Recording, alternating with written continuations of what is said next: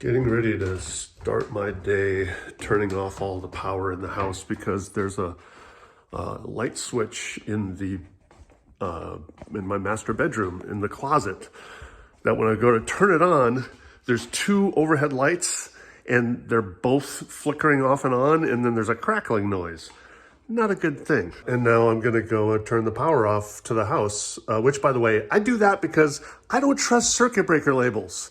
It's just it's a historic thing. In every apartment or house I've lived in, you go to turn off the circuit breaker that says kitchen, and then you go in the kitchen and the lights are still on. So you know what? I turn the power off to the entire house, and then I've also got a little device that I'll probably show you in a little bit that checks to make sure that there's no electricity at the place I'm going to work.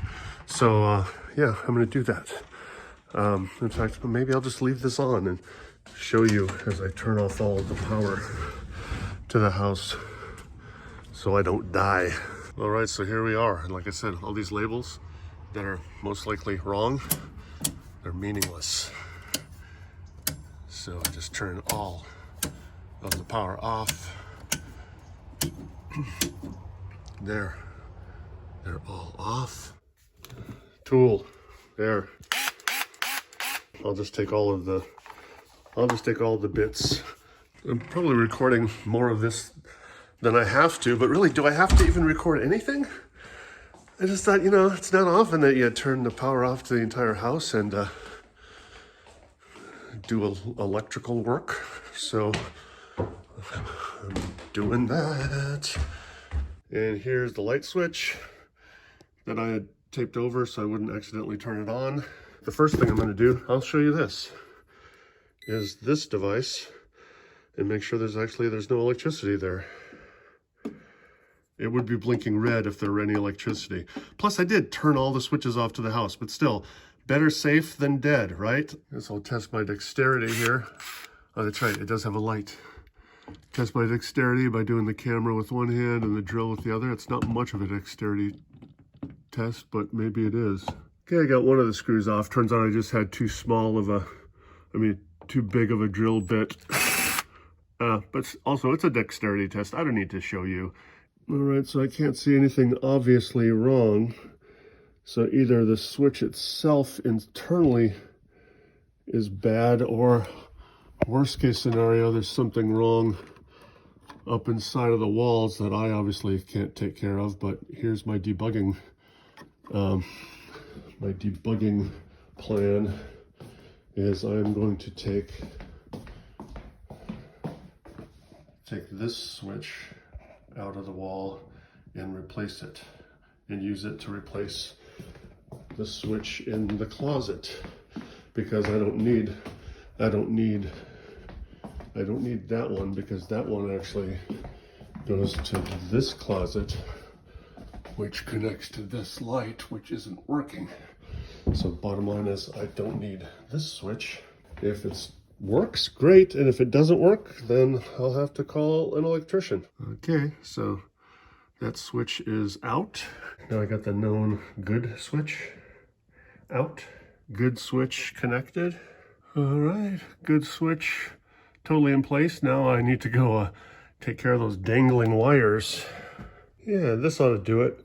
I was thinking I could use electrical tape, but I think I'll use these guys because, yeah, I think that's a cleaner solution, just to make sure that the wires don't touch.